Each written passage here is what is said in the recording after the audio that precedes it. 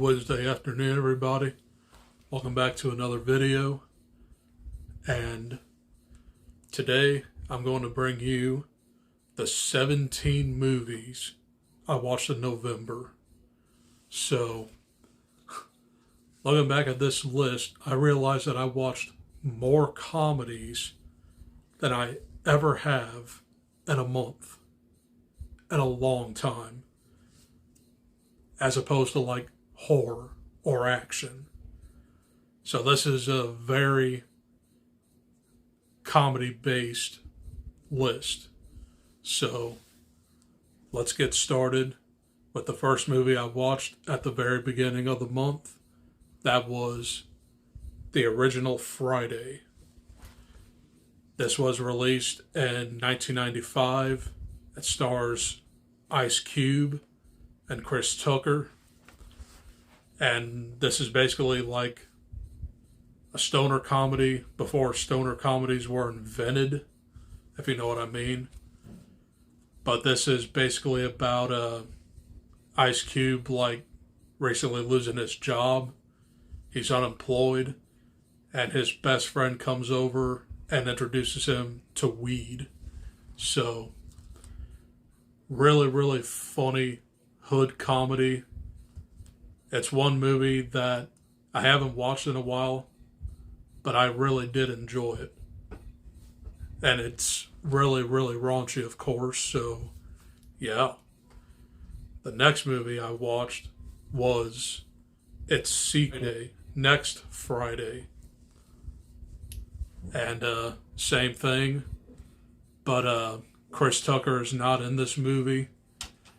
He is replaced by Mike Epps, which is Ice Cube's cousin.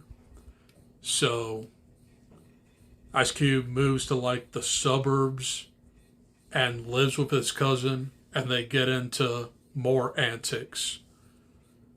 Now, I actually haven't finished this movie all the way through, but what I saw of it was still pretty hilarious. So I might have to actually go ahead and re-watch this one and Friday After Next. But moving on, the next movie I watched is the only drama on here, and that is The Outsiders. Based on the very popular YA novel that was released in 1962, I want to say. It was during the 60s, but it was written by S.E. Hinton. And this is about two gangs, the Socias and the Greasers. The Greasers are like from the poor side of town, and the Socias are from the rich side of town. And this delves into like the youth of America in the 60s.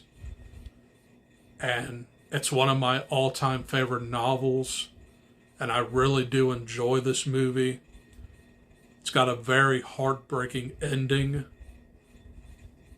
and it's an overall great movie.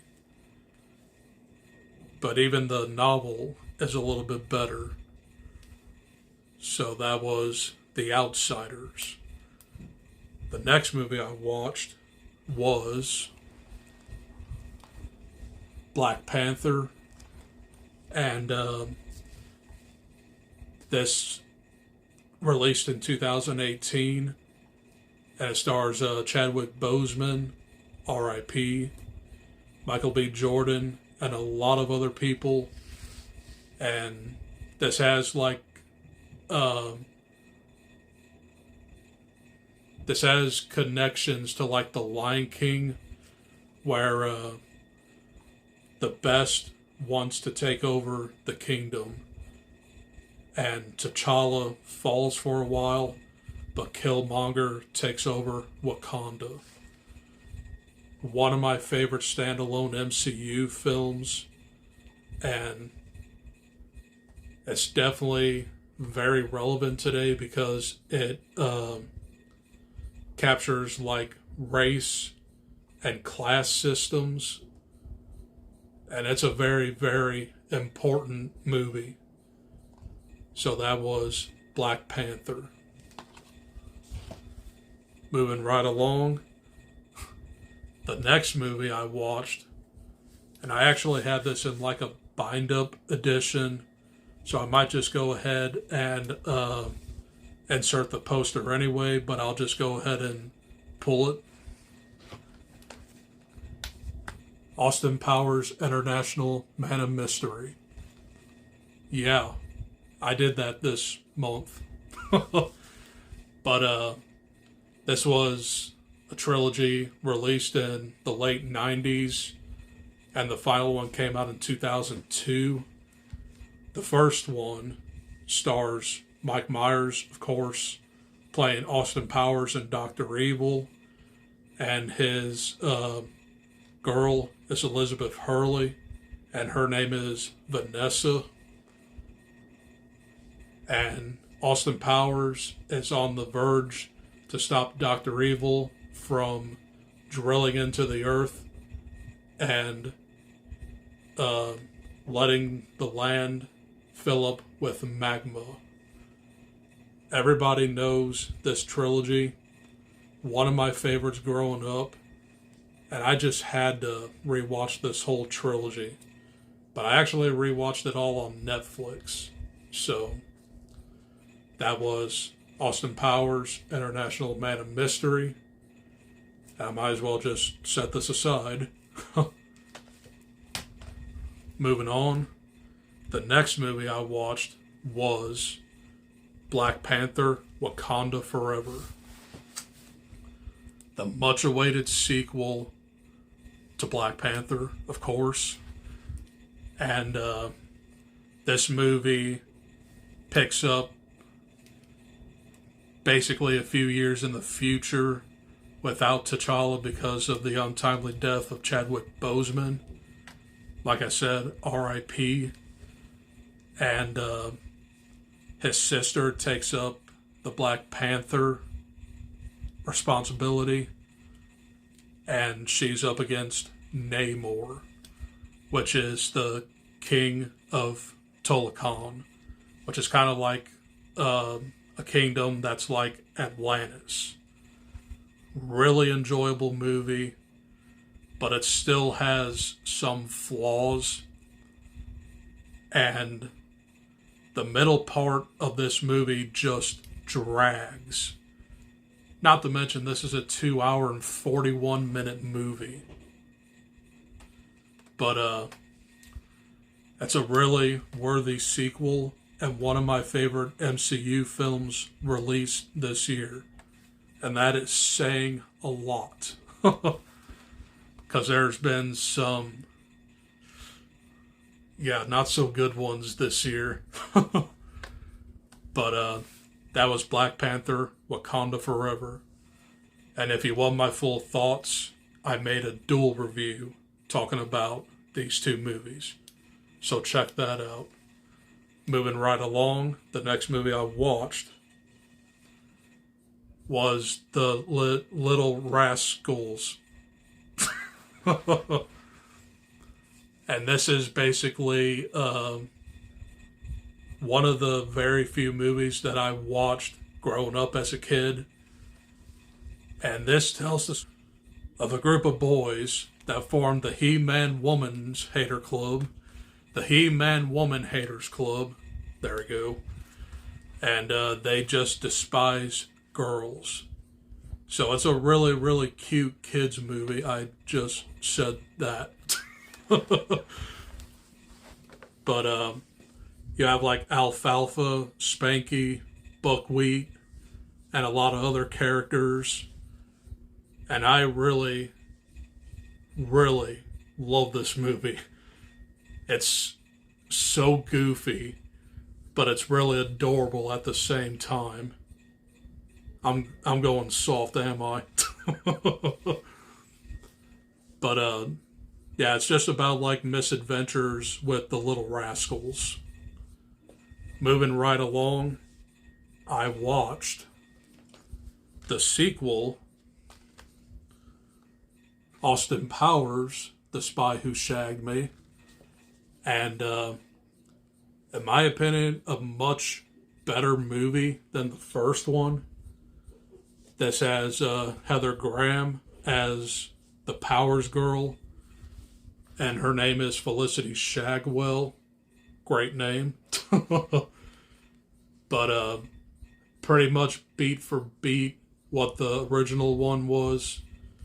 But I've always liked The Spy Who Shagged Me a little bit better. And if I remember correctly, Dr. Evil wanted to take out the world with a giant laser. And then you also had the introduction to Mini-Me and Fat Bastard. So another really outrageous, hilarious Mike Myers fare that I will probably watch forever and ever. That was Austin Powers, The Spy Who Shagged Me. Continuing right along, I watched A Christmas Story Christmas. And this is the brand new legacy sequel that premiered on HBO Max earlier this month. I know I watched it a little bit early, waiting for Christmas, but I seem to watch some Christmas movies around Thanksgiving. That's why you'll see a couple more movies on this list. But anyway, this picks up where Ralphie grows up and he has his own family, and he's trying to become a major sci-fi writer. But things take a very depressing turn where his father dies and he's called back home to celebrate the holidays with his mother. I really did enjoy this one. For what it was a very worthy sequel. Much better than the trash we got with Christmas Story 2. But I can see myself rewatching this a lot more throughout the years. But nothing beats the original. So, of course, Peter Billingsley is back, and he's better than ever. And he basically get the same misadventures that was in A Christmas Story. But this movie had a lot of heart, and I loved it for that. But that was A Christmas Story Christmas. Moving right along is another movie from my childhood. That was the Beverly Hillbillies. And this is based off of the 1960s sitcom where it's about this group of hillbillies that live in Arkansas, and the patriarch, Jed Clampett, was hunting for a jackrabbit one day, and he shot at it, and then oil spilled out. And then they became instant billionaires. I really enjoyed watching this movie again. And I probably laughed the hardest that I ever have at it in years. Because it is really, really stupid. Because it's got a lot of slapstick humor. Of course, with Jethro.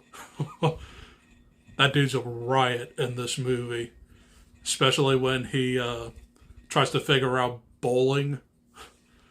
That is a very memorable scene where he literally puts the bowling ball in the gutter, and then he hurls himself towards the pins to try and beat the ball there.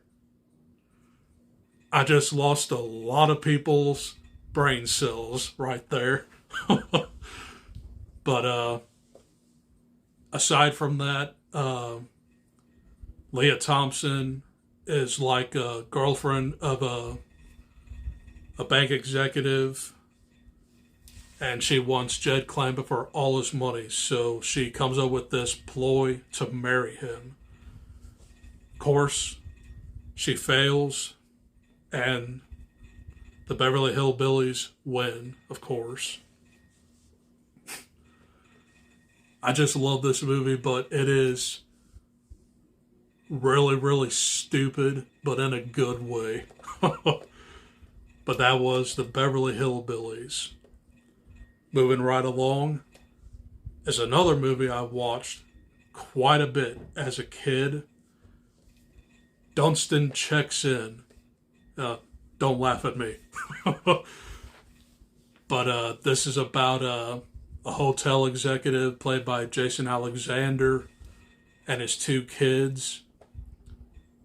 They live in a hotel, and you have Rupert Everett come in, and he has an orangutan.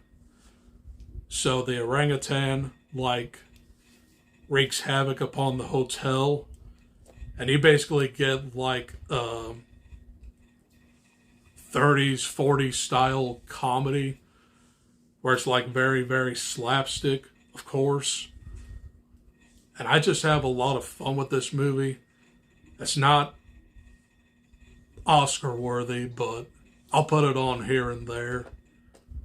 But that was Dunston Checks In.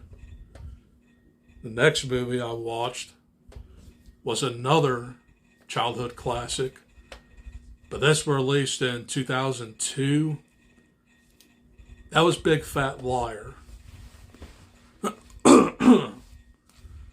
And this stars Frankie Muniz and Amanda Bynes and Paul Giamatti. And this is about a kid who writes a story, and it's about the man who always came up with the most elaborate lies. He writes the paper and tries to turn it into his English teacher, but Paul Giamatti picks up his story and turns it into a movie script.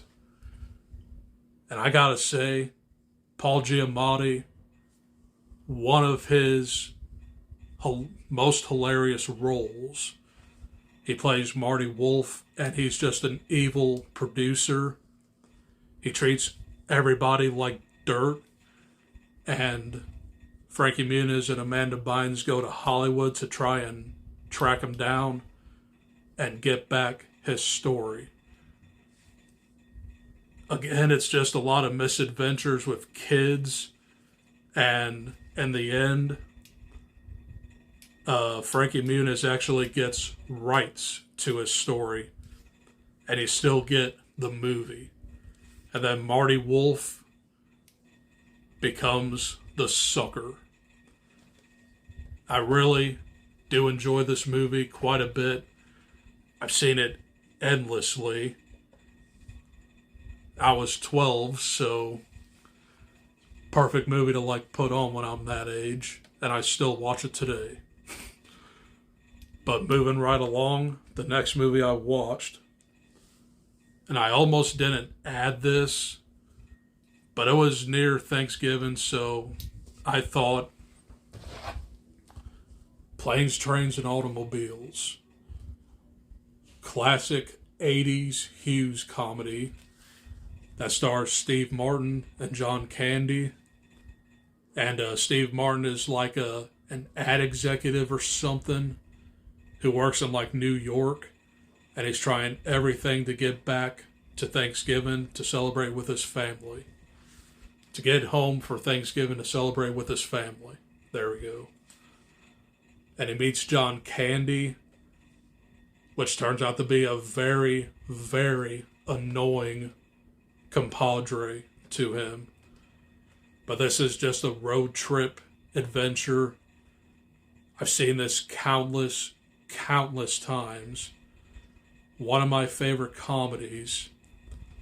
And not to mention, there are a few scenes that take place in St. Louis and Lambert Airport.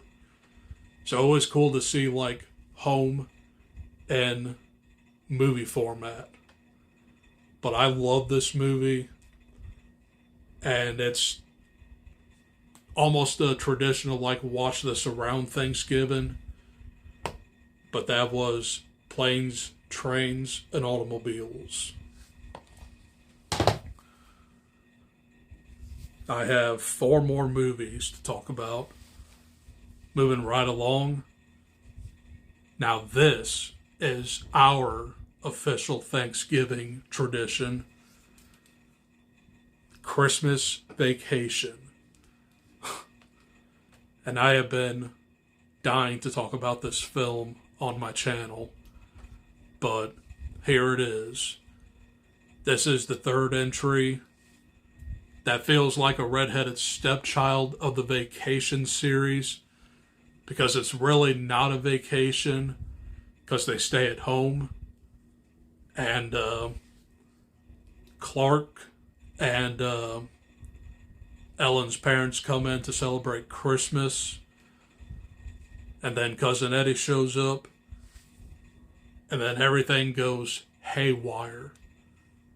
I've seen this movie like at least, and I'm not joking, close to 250 times.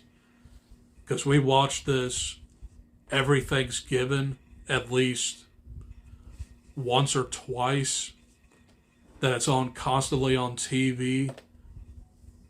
And the humor lands in this. It's one of the greatest comedies I've ever watched in my life. And I just cherish this film. And it will never, ever get old. I love this movie.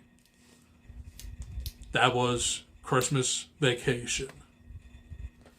And who knows, I might squeeze in an actual video for it. Stay tuned. But moving on. I watched the final Austin Powers film, Goldmember. And to me, this is like the weakest of the trilogy, because there's a lot going on.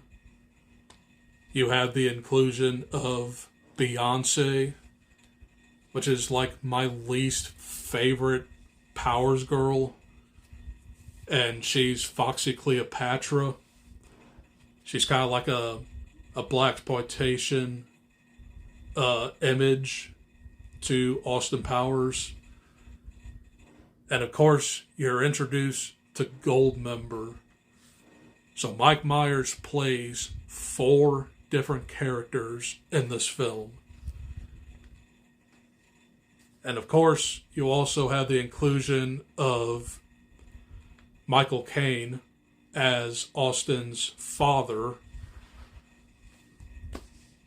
I can't really say a lot about this movie, but I enjoy it for what it is. It's just not as good as the first 2, but I can still watch it here and there. But that was Austin Powers and Goldmember. Next movie was, in my opinion, a very big disappointment. I can see a lot of people enjoying this movie for what it is, but I caught The Menu. And this is a new dark comedy about the restaurant business and a deranged chef that invites this group of people to an island for dinner. So everything in this movie is set up as like a course. And about like the 3rd course is when this movie starts going off the rails. And it's kind of like a horror comedy, but I have a hard time actually classifying this as horror. I even have a hard time classifying it as comedy. I don't even really know what this movie is. But I just really didn't care for this one. I do like Ralph Fiennes in it, though. That's about it. So I was very let down with this movie. So that was The Menu. Which leads me to my final movie, The Dirty Dozen. Never seen this movie before because I'm not really into like classic war movies.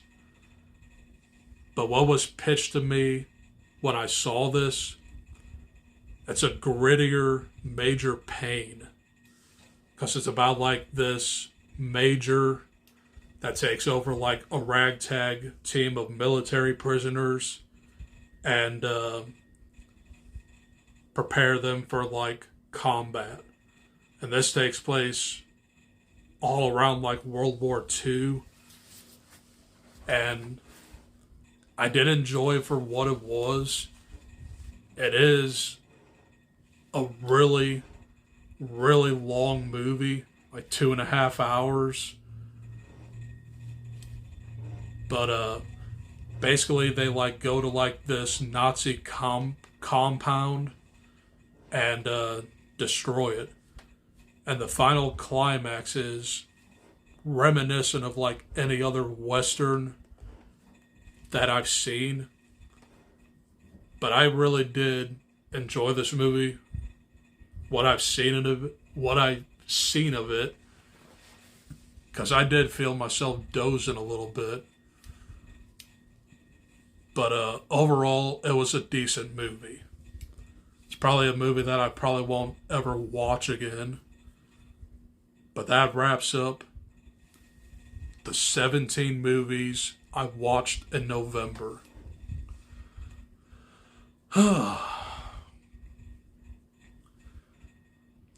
So yeah, my next video is definitely going to be my top 10 favorite Christmas movies of all time. I will be pretty much preparing for that because I definitely have a lot of suggestions. So look out for that video. I will also do an Avatar duel review. And if I do have time, I'll bring you my top 10 movies of the year and top 10 books of the year. So look forward to more videos soon. And I'll catch you later. Adios. Peace.